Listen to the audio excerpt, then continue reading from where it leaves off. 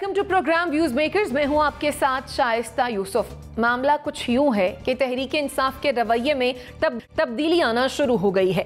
साबिक वजीर आजम इमरान खान के बाद उनके पार्टी रहनुमाओं ने भी अब मुज़ाकरात की बातें शुरू कर दी हैं। फवाद चौधरी कहते हैं कि इलेक्शन कमीशन को तब्दील करने के लिए मुस्लिम लीग नून और पीपल्स पार्टी के साथ बैठने को तैयार हैं। इससे कबल तहरीक इंसाफ की जानिब से मुज़ाकरात से इनकार किया जाता रहा है, लेकिन अब उनके रवैये में लचक आ रही है। अब सवाल यह है कि क्या हुकूमत और तहरीक इंसाफ मुज़ाकरात से मामला तय कर सकते हैं। इस पर डिस्कशन के लिए जो मेहमान हमारे साथ मौजूद हैं, तारुफ मैं आपसे करवा देती हूँ। हमें ज्वाइन किया है नासिर बेग चुगताई साहब ने, ब्रिगेडियर रिटायर्ड हारिस नवाज साहब हमारे साथ मौजूद हैं। हमें ज्वाइन किया है मुजम्मिल सोहरवर्दी साहब ने, और जुनैरा अजहर साहिबा भी हमारे साथ मौजूद हैं। आप तमाम मेहमानों के वक्त का बेहद शुक्रिया। NBC आपकी जानिब आऊँगी। तहरीक इंसाफ तो लचक दिखा रही है, लेकिन क्या अब हुकूमत आमादा हो जाएगी मुज़ाकरात के लिए? देखिए, एक उसूल ये है कि हर मसले का हल मुज़ाकरात है। वो जंग हो, वो जंग अजीम अव्वल हो, जंग अजीम दोयम हो, अमरीकी खाना जंगी हो, वियतनाम की वार हो जिस पे बहुत शिकस्त हुई अमेरिका को, अफ़गानिस्तान की वार हो, इराक़ की वार हो, सीरिया की सूरत हाल हो, अल्टीमेटली कश्मीर में भी यही होगा कि आपको मुज़ाकरात करना पड़ेंगे। अंदरूनी मुल्क आप आ जाएँ तो बीजेपी के मुज़ाकरात कांग्रेस से चल रहे हैं, तमाम तर दुश्मनी के बावजूद। पार्लियामेंट चल रही है उनकी, वो चल रही सूरत हाल। और पाकिस्तान में एक बदकिस्मती से ये हुआ कि हम बातचीत नहीं करते, हम एक दूसरे का शक्ल भी देखते, हम शादी ब्याह में शिरकत नहीं करते। हिंदुस्तान में नहीं है ये सूरत हाल। हिंदुस्तान में तदफीन में भी जाते हैं, जनाजों में भी जाते हैं, शादियों में जाते हैं, वहाँ भी बातचीत हो जाती है। अब यहाँ जो बातचीत का था, अगर मैं आपको बुरा न लगे किसी को, तो मैं फिर कहूँ कि बिलावल भुट्टो ने जब पहली बार कहा था कि आओ कोरोना पर मैं आपकी क़यादत तस्लीम करता हूँ, आप चलें, हम आपके पीछे चलेंगे। फिर मिसाक़ मईशत थी, फिर दूसरे उमूर थे, फिर इंतखाबी इस्लाहत थी, फिर माशी इस्लाहत थी। इसमें मुज़ाकरात की पेशकश सब ने की। हुकूमत ने मना कर दिया कि मैं तो बात ही नहीं करूँगा, चोर डाकू डकैत, यही बात है। और फवाद चौधरी भी ये कहते थे, फवाद चौधरी भी ये कहते थे, मखदूम शाह महमूद कुरैशी भी ये कहते थे, जो आजकल बहुत पैसिव हैं, बहुत पीछे वाली सफ में चले गए हैं। खसरो बख्तियार जो मुल्क में नहीं है, वो भी यही कहते थे। अब सूरत हाल ये है कि ऐसा क्या हुआ कि प्राइम मिनिस्टर ने आर्मी चीफ से कहा कि वो कुछ मामला तय कराएं। ये ऑन रिकॉर्ड बात है, मैं कुछ छक्का नहीं मार रहा हूँ, ऑन रिकॉर्ड है ये। आर्मी की तरफ से भी आ चुका है, DGSPR ने भी कंफर्म किया है।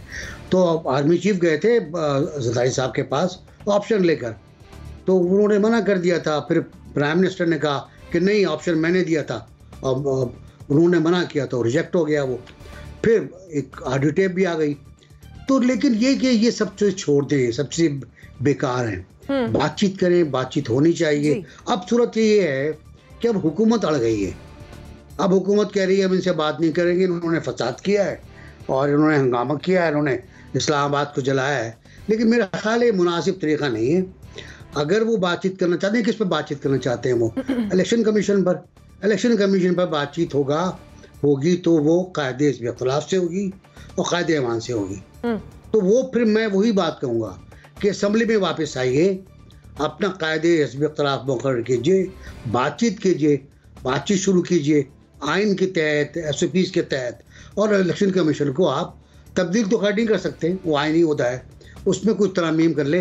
अब तो कंप्लीट भी हो गया, कल 2 और आ गए अरकान जो कम थे वो पूरे हो गए। किस तरह करेंगे, क्या करेंगे, मैं नहीं आ रहा। लेकिन बात होनी चाहिए। मैं इस बात का कायल हूँ कि बात से बात चले, दुश्मन जहाँ साथ रहो, मेरे दिलदार मेरे साथ रहो। सही। मुजम्मिल सोहरवर्दी साहब, क्या वो दिन करीब है और क्या हम जल्द ही देखेंगे कि तहरीक इंसाफ, पाकिस्तान पीपल्स पार्टी, मुस्लिम लीग नून और दीगर जमातें एक टेबल पर बैठी होंगी, मुज़ाकरात कर रही होंगी, बात कर रही होंगी एक दूसरे से?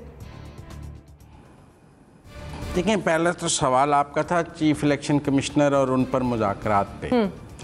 देखें, अब जो कुछ भी होना है वो आइन और कानून के दायरे में होना है, और आइन और कानून के दायरे में चीफ इलेक्शन कमिश्नर को हटाने का एक तरीका तो ये है कि उनके ख़िलाफ़ सुप्रीम जुडिशल काउंसिल में रेफरेंस भेजा जाए। जब इमरान खान साहब रोज़ जलसों में बतौर वज़ीर आज़म तकरीर करते थे कि उन्हें चीफ़ इलेक्शन कमिश्नर पर एतराज़ है, उनके फ़ैसलों पर एतराज़ है, तो वो उनके ख़िलाफ़ क्यों नहीं सुप्रीम जुडिशल काउंसिल में रेफरेंस भेजा उन्होंने? अगर वो रोज़ सियासी तकरीर करते थे तो अमली काम करते उनके ख़िलाफ़ रेफरेंस भेजते सुप्रीम जुडिशल काउंसिल में। दूसरा तरीका इम्पीचमेंट है थ्रू नेशनल असम्बली। अगर वो रेफरेंस नहीं भेजना चाहते थे तो इम्पीचमेंट कर लेते हैं चीफ इलेक्शन कमिश्नर की। और अब भी अगर मुस्लिम लीग नून और पीटीआई बैठ भी जाएं तो यहाँ रेफरेंस जाएगा या इम्पीचमेंट होगी। इम्पीचमेंट के लिए भी पार्लियामेंट में वापस आना पड़ेगा और रेफरेंस के लिए भी उसको सुप्रीम जुडिशल काउंसिल में भेजना पड़ेगा। कोई ऐसा तरीका नहीं है कि बैठ के दोनों मुआहदा करके चीफ इलेक्शन कमिश्नर को हटा लेंगे। इसके हटाने का आइन में एक तरीक़ाकार मौजूद है। उस तरीक़ाकार के तहत एक अपॉर्चुनिटी इमरान खान ने मिस की, जब वो ख़ुद वज़ीर आज़म थे वो अब रेफरेंस भेज सकते थे या इम्पीचमेंट कर सकते थे। अब जब उन्होंने अपने दौरे हुकूमत में ना रेफरेंस भेजा है ना इम्पीचमेंट की है, और आज वो दूसरी हुकूमत से ये तवक्को करती हैं कि वो उनके लिए ये दो काम कर दे जो वो ख़ुद नहीं करना चाहते थे। ये भी हैरानगी की बात है कि कुछ 16 जलसों में बतौर वज़ीर आज़म आपने चीफ इलेक्शन कमिश्नर के ख़िलाफ़ तकारीर की जब से डस्का का फैसला आया। हालांकि ये चीफ इलेक्शन कमिश्नर आपने खुद नामजद किया, ये नाम इमरान खान का तजवीज़ करता है, लेकिन डस्का में जब धुन छाई और लोग गायब हुए और उन्होंने फैसला दिया, उसके बाद से वो इसके ख़िलाफ़ हो गए। अब आप भाई वजीर आजम थे, आप रेफरेंस मूव कर लेते, आप कौमी असेंबली से इम्पीचमेंट करा लेते। आज आप ये कहते हैं कि जो काम हम तो ना कर सके हमारे लिए कोई और कर दे। ये कोई सियासत में होता है? इसकी कोई मंतक है कि मैं तो नहीं कर सका, तुम मेरे लिए कर दो, मैं तो नहीं कर सकता। तो मुझे नहीं लगता कि ये हुकूमत वो काम करेगी जो वो खुद भी नहीं कर सके। हालांकि वो एक मजबूत वजीर आजम थे। तो फिर इसका मतलब मुज़ाकरात भी नहीं होंगे? ये हुकूमत एक मजबूत हुकूमत थी पिछली हुकूमत की निस्बत, उनके बाद अक्सरियत मौजूदा हुकूमत से ज़्यादा थी, सब कुछ वो मजबूत थे इनसे, वन पेज भी था, इदारे भी साथ थे, सुप्रीम कोर्ट भी साथ था, फिर भी नहीं कर सके और अब कहते हैं ये कर दें हमारे लिए। ये कैसे कर सकेंगे? तो इसलिए मेरा ख्याल है इस पर गुफ्तगू ही फजूल है, ये हो ही नहीं सकता। चले, ये आपका पॉइंट है, आपका पॉइंट आ गया। मान लिया कि मुज़ाकरात के लिए दोनों फरीक तैयार हो जाते हैं और मुज़ाकरात होते हैं, तो क्या ये मुमकिन है कि तहरीक इंसाफ की मंशा और मर्जी के हिसाब से, अच्छा ब्रिगेडियर साहब आपकी जानिब भी होंगी, लेकिन हमजा शहबाज वज़ीर आला पंजाब इस वक्त मीडिया से गुफ्तगू करें, नाज़रीन को वो सुनवाते हैं। कोई सियासी अपना जो है वो तशहीर के लिए मैं नहीं आता, मैं भी इंसान हूँ, किसी का बाप हूँ, किसी का बेटा हूँ, तो मैं इसलिए आता हूँ कि एक तो अल्लाह राज़ी होता है और फिर उस माँ का या उस बाप का जो दर्द महसूस कर कर एक नया जज्बा, एक नया वलवला मेरे अंदर भी पैदा होता है कि मैं इनके दुखों का मुदावा करूं, अल्लाह को राज़ी करूं और मुजरमों को कैफ़रे किरदार तक पहुंचाऊं।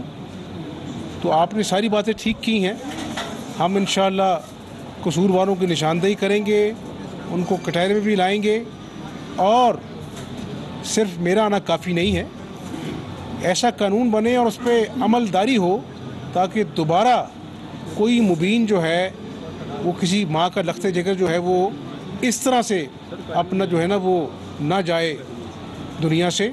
तो इंशाअल्लाह ये मुआशरा है, जिस तरह मैंने पहले कहा कि मुस्लिम लीग नून के दौर में ही पाबंदी लगी थी, लेकिन उसके बाद दोबारा इस पे कानून साजी नहीं हुई, तो इंशाअल्लाह करेंगे।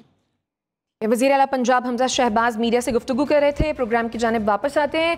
ब्रिगेडियर साहब, हम बात कर रहे थे कि अगर तो दोनों फरीक मुज़ाकरात के लिए तैयार हो जाते हैं तो क्या ये मुमकिन है कि तहरीक इंसाफ की मर्जी और मंशा की रिफॉर्म्स के लिए हुकूमत राज़ी हो जाए और हुकूमत की मर्जी और मंशा की रिफॉर्म्स के लिए तहरीक इंसाफ राज़ी हो जाए?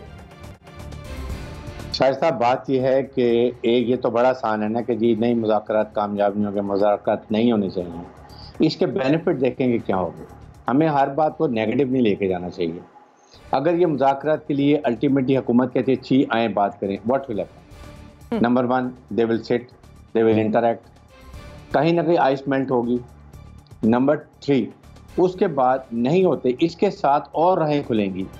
आप चले कहीं मुज़ाकरा हो जाए, आपने जो इलेक्टोरल रिफॉर्म्स की हैं उसमें कोई बात हो जाएगी, फिर उसके बाद नैब के ऑर्डिनेंस की कोई बात हो जाएगी, कोई और गिले शिकवे होंगे, उससे आगे की राहें खुलती हैं। गवर्नमेंट के पास इनिशिएटिव होता है, गवर्नमेंट के लिए कभी भी बेहतर नहीं है कि लड़ाई झगड़ा लॉन्ग